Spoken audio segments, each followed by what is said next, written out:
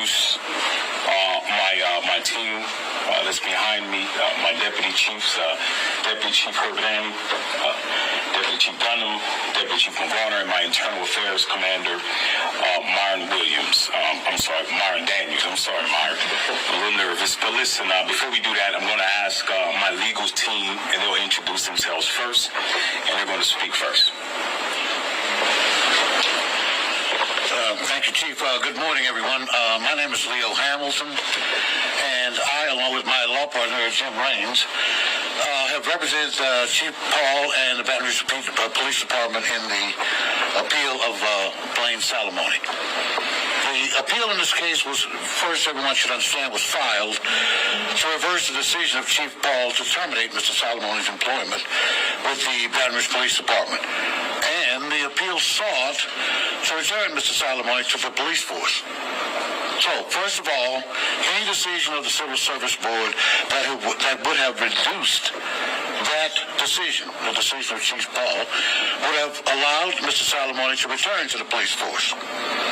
Our most important objective in this case was to maintain Chief Paul's decision that Mr. Salamoni should not be a member of the Baton Rouge Police Force.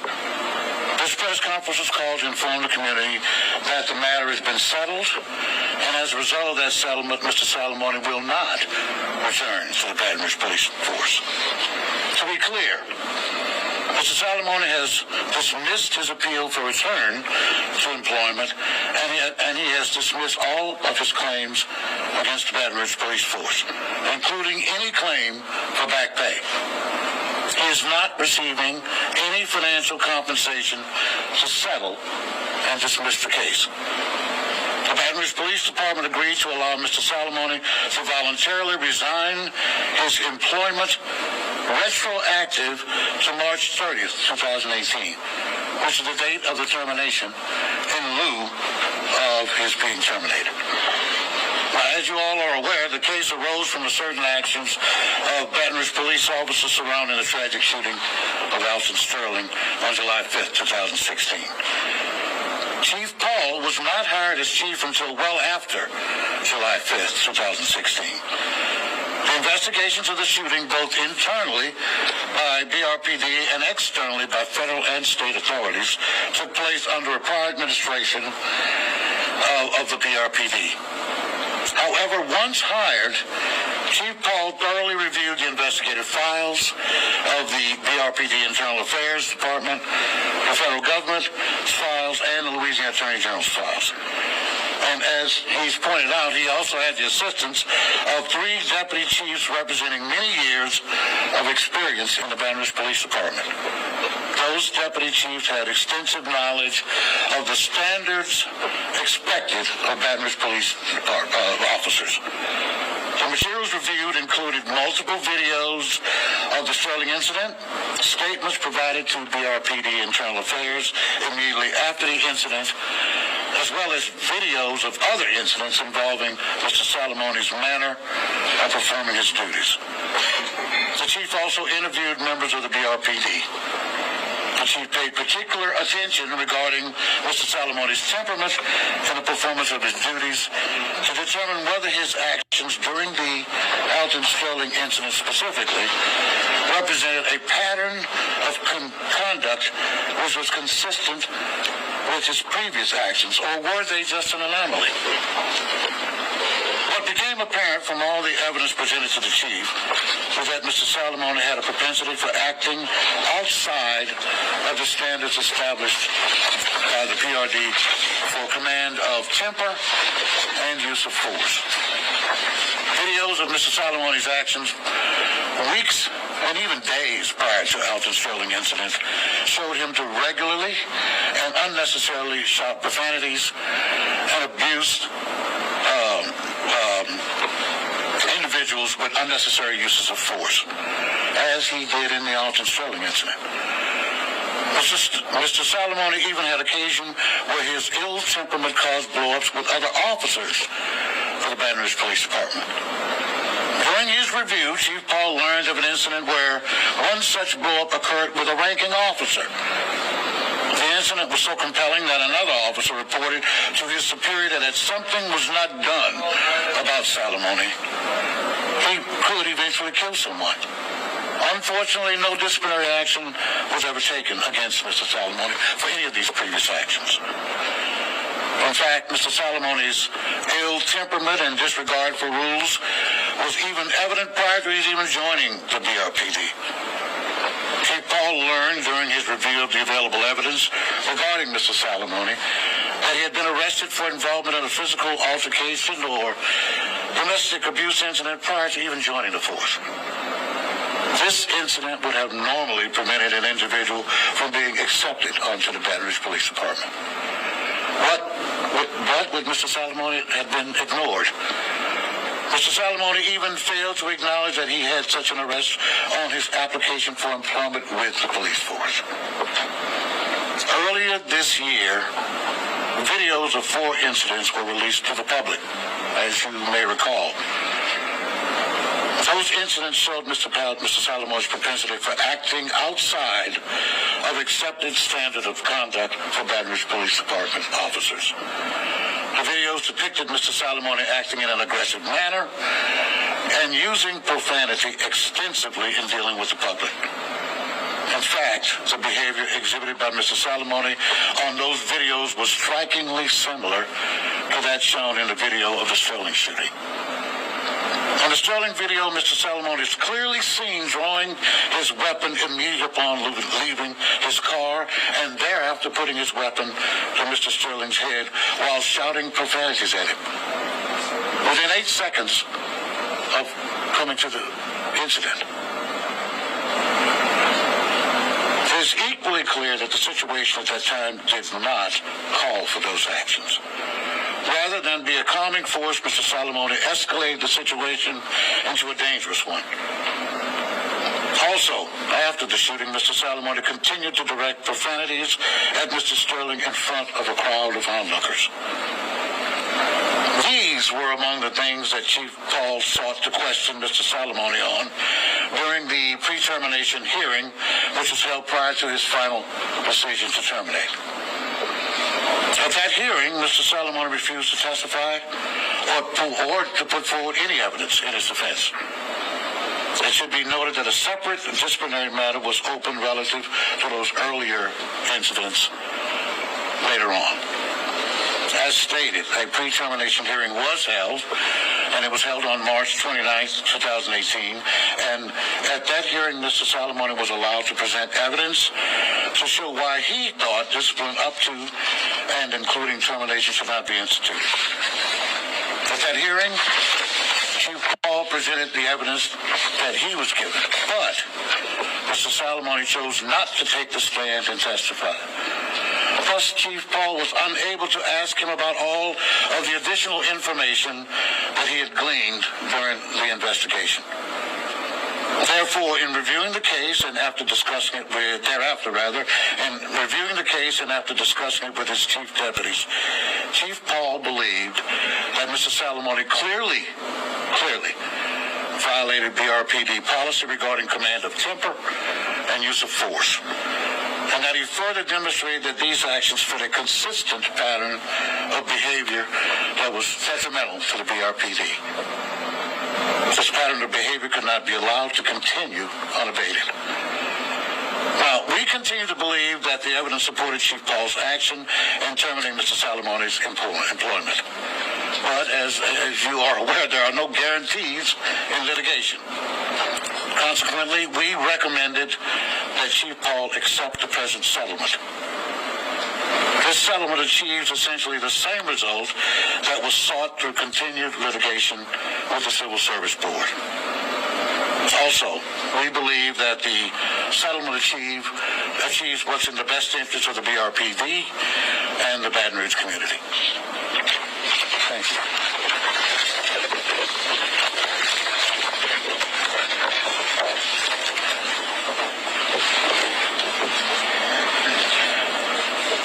Today I come to you not only as your chief of police, but also as a father and as a man who loves this community. He When I was blessed with this opportunity to take over this police department, it's about a year and a half ago, and I had the opportunity to speak with Baton Rouge police officers, both current and former,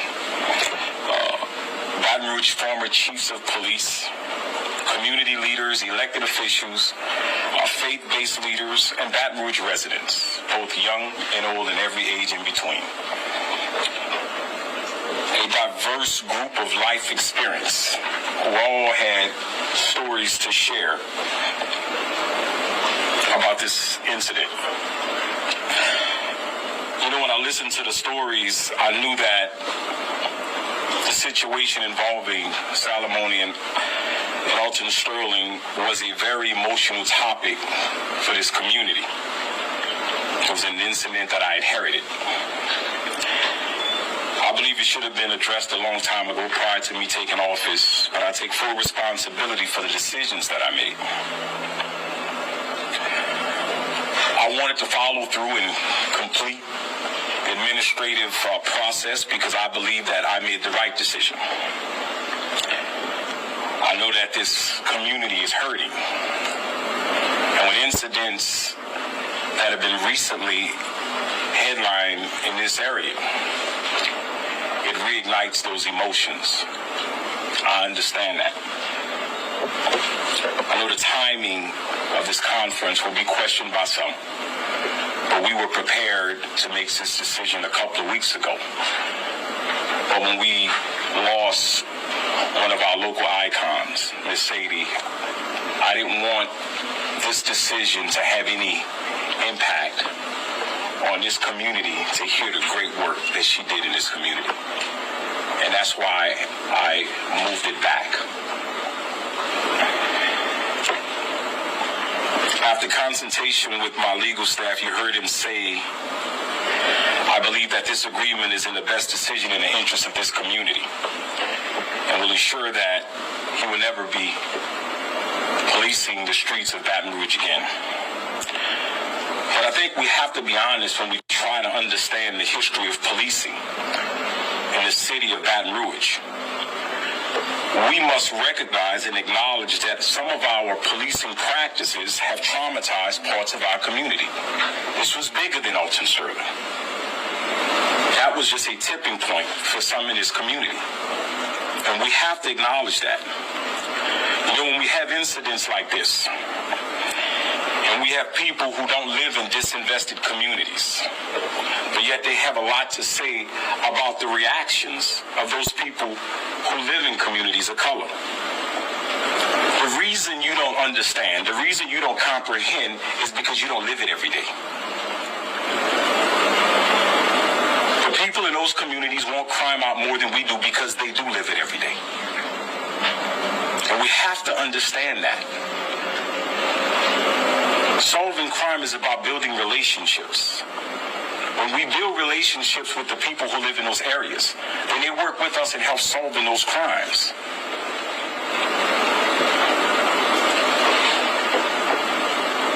There is pain in this community and communities all across America.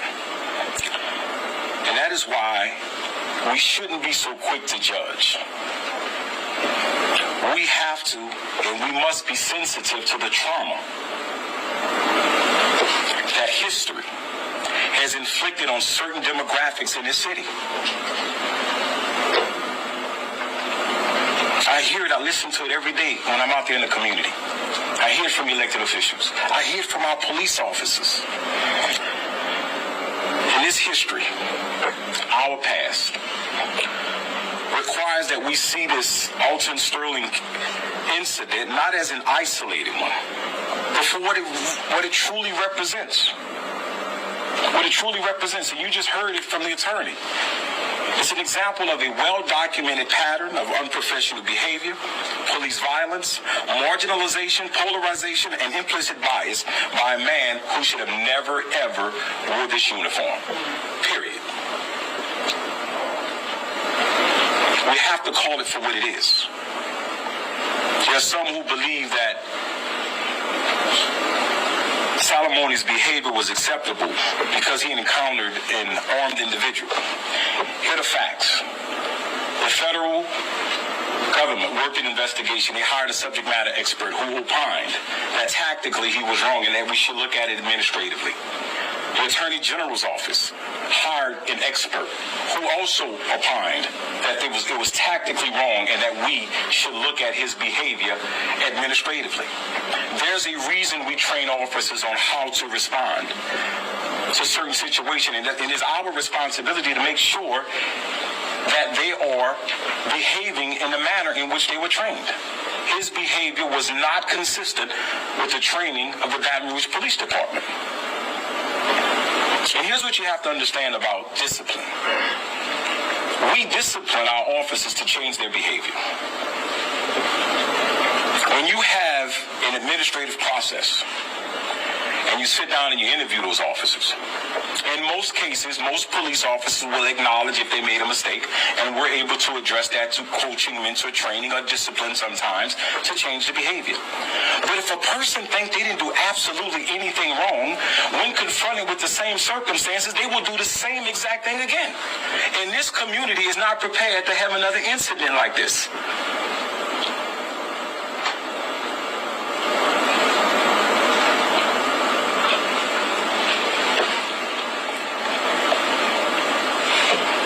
Police officers are putting their lives on the line every day. We get it. We understand that. That's why we train them to respond a certain way. But we have to hold our police officers accountable. And I can tell you, after looking at every video that we talked about, there were so many opportunities for intervention, so many opportunities for this department to hold him accountable for that behavior. And in many cases, we could have got a better outcome without compromising officer safety. Because that is how we train. Let me be clear. The actions and the character of Salamoni do not reflect how BRPD operates as an organization. We are a department committed to healing and to safety. We have honorable men and women who work for the Baton Rouge Police Department. It's those same honorable officers who provided all of that information that you just heard the attorney speak about. That information came from police officers in this organization who say that behavior is not acceptable.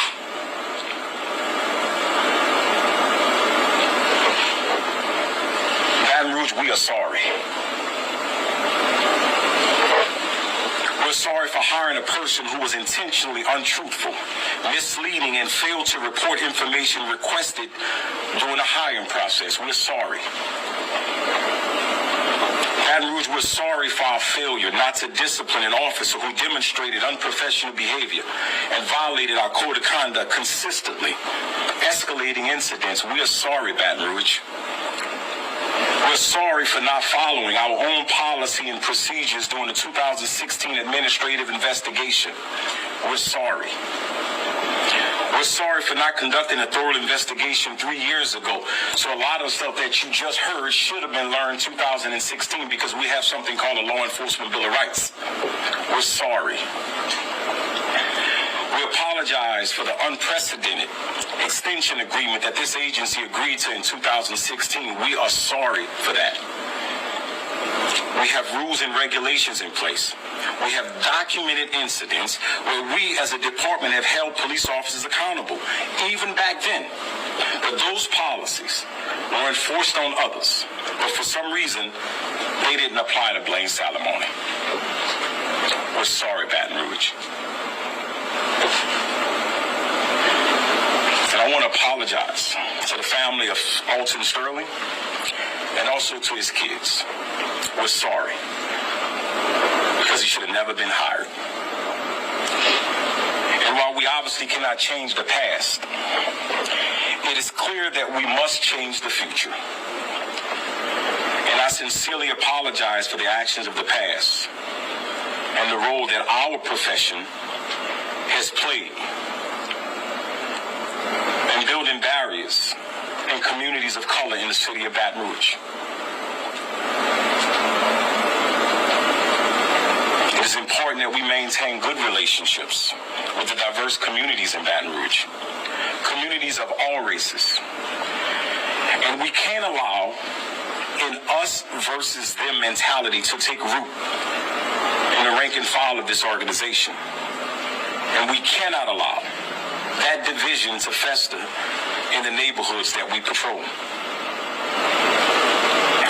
And as servants to the community of Baton Rouge, we must be committed to healing and collectively gaining an understanding that no matter who we are or how we identify ourselves, all of us are in need of healing from the trauma we experience and perpetrate. The change has already begun in the city of Baton Rouge. We have begun the healing process. Our department is participating in a federal project called the Collective Healing in the Wake of Harm to address the many traumas our Baton Rouge community has faced, trauma our officers experience. And as a city, we will heal. We will heal from the devastation and the carnage and the pain of violence. It is my hope that by continuing to work together with all communities, that we can bring this historic cycle of mistrust and build a better and safer Baton Rouge for not only the community, but for my police officers as well. Thank you. We'll take questions now. Any questions? Why do you believe Salamoni wasn't treated the same as other officers? Can you speak a little more about that? I have no idea. I have no idea. I can only speak to the facts that we learn. Chief, yes, sir. Are you prepared to look at other officers who, to use your language, are unprofessional, used excessive force and never belonged in the department in the first place? Are you going to look back at your old IAB reports and sort of see there's ferret out other Blaine Salamoni so you don't have... No, so what we've done is now we have an early intervention system that we have. We have some new software that we just purchased. A lot of training going on right now from fair and impartial policing. We just trained this academy class in procedural justice training. We have trainers. How many going through that? 14. We have 14 officers that just went through the trainer program as part of our collective healing grant. They're providing technical assistance and training to help us to be better trained. But we really believe that with some of the early identification system, intervention system that we have in place, there are triggers, right, that set off supervisory review of incidents. And then we have, thanks to the city council and our mayor, we have body cameras. And I tell you, body cameras, they catch police officers doing the right thing every single day. Every single day. We probably have over 70,000 hours of video evidence stored on evidence.com. And we review. We do supervisory reviews. And in a lot of cases, when we see behavior that is not consistent with training, we're able to address it through training, through mentoring, through coaching, where that police officer gets more supervision. But I really think with the programs we have in place, if there was some missed before, we will capture it with the new system. In fact, we just had an officer we fired last week. We fired a police officer who was in our early identification, early intervention system program. And because he was in that program, we were monitoring his behavior. And subsequent to that, another incident happened. It was at Louisiana State University, somewhere near there at a bar. There was excessive force used. But we had been tracking that young man's behavior ever since we had disciplined him on a prior incident. So we believe that the system that we have is working. And look, our police officers stepping up to the plate. I hear it every day, the great work that we're doing out there. And we have to acknowledge that as well. I have a question. How did Salamoni get hired, and do you think family connections played a role in his hiring? I don't know what played a role in it. I just know that we've had, so normally what happened in the application process, if you're not truthful in your application, then you will be disqualified. And we have several individuals who went through that same process who were disqualified. But his application continued, and he continued through the process. Are you guys investigating that? No, we're not. But we are looking at policies and procedures to make sure it doesn't happen again. All right, thank you. So, I have one more question. Chief, I've never heard, I've been covering law enforcement across the country for several decades, and I've never heard a police chief come forward and speak so directly and purposefully to apologize to a city over the fatal shooting that occurred within his department. I was wondering if this is a tough decision for you to make, and if you're aware sort of where you're putting yourself. No, look, it doesn't. Saying I'm sorry isn't a bad thing. I think that can start the healing process. The fact is we made mistakes. That's the facts. So we're not going to hide it. I say it from day one that we're going to be a transparent law enforcement agency. And we make mistakes sometimes. We're going to acknowledge those mistakes. We're going to let the community know. And then we're going to continue moving forward and serving this community. I think it's important. Are you worried about the blowback within your department for those in administration and other officers who may not agree with it? No, before I even came here, it was important for me to meet with the men and women of my police department. We met about 6 o'clock this morning. We met a group last night around 11 o'clock last night. I wanted to make sure that I had this conversation so they hear it from me and not from the media on the decision I was making. So I'm very concerned about my police officers. I wanted them to understand why I made the decision. When I terminated